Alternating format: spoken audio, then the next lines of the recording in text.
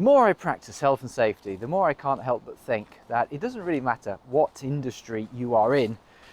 It's all basically the same stuff, different day. Filmmaking, steel production, biscuit production, call centers, financial services, facilities management, construction.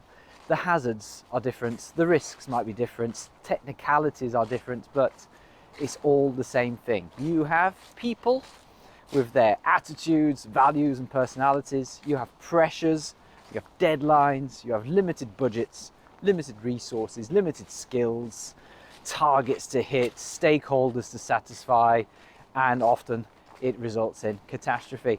And the latest example of this is Alec Baldwin's accidental shooting of his colleague. And yeah, why is filmmaking the same as, say, a biscuit factory? Well, let's put it this way. Alec Baldwin accidentally shot a colleague, and he said publicly in the last few days that it was a 1 in a trillion chance. 1 in a trillion. Well, as it turns out, some emails have now been released by people who resigned from the film production. And one chap resigned the day before the shooting, and he has released his email, which is dated the day before the shooting.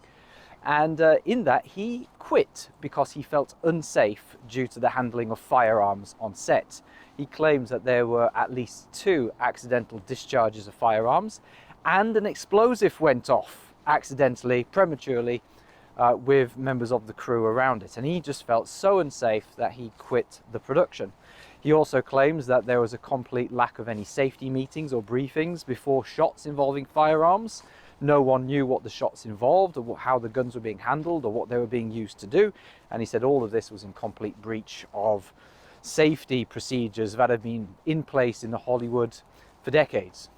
He's not alone. You could say he's just a disgruntled employee maybe, but then there's another colleague who makes similar claims, and specifically he claims that the assistant director, who has also previously been fired from one production due to his poor handling of firearms, this assistant director was so fast in trying to get firearm shots that the crew didn't even have time to put their hearing protection on. And this one particular operator has quit because of the damage to his hearing. He was repeatedly getting firearms shot near him without any hearing protection. And so all of this paints a picture, doesn't it? Yeah, we don't know if it's true, but it certainly paints a picture of a culture which is pretty sloppy, where time is a factor. They're trying to produce this TV show as quickly and possibly as cheaply as they can. And well, what did the production company come out and said? Well, they've said that safety is, of course, their #1 priority. Don't they all say that? Yes. So no expense spared, apparently.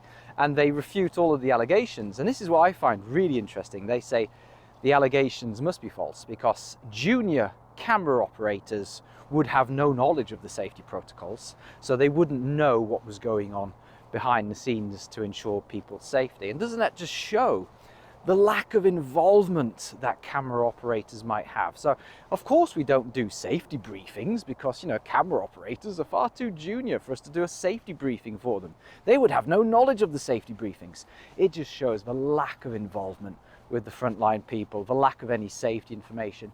And it also is an admission that they think that is perfectly fine.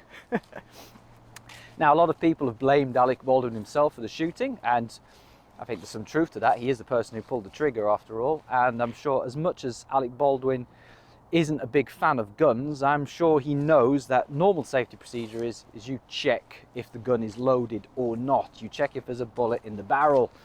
And he didn't do that, and he pulled the trigger, and of course he's blaming the person who handed him a live gun.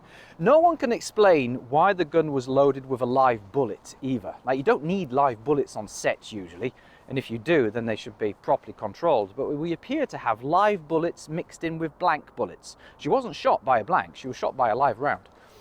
And so that's frankly bizarre. But here's the thing, Alec Baldwin, who is he? He's not just an actor, he is the producer of the show. He is the producer. He is essentially the man in charge. He gets things organized. He sorts out the budgets and the financing. He also sets up all of the schedule. It's him who decides the deadlines for getting stuff done. He doesn't have day-to-day control of the shooting. That's a director's job. but he is very much in control. He's at the top of this production.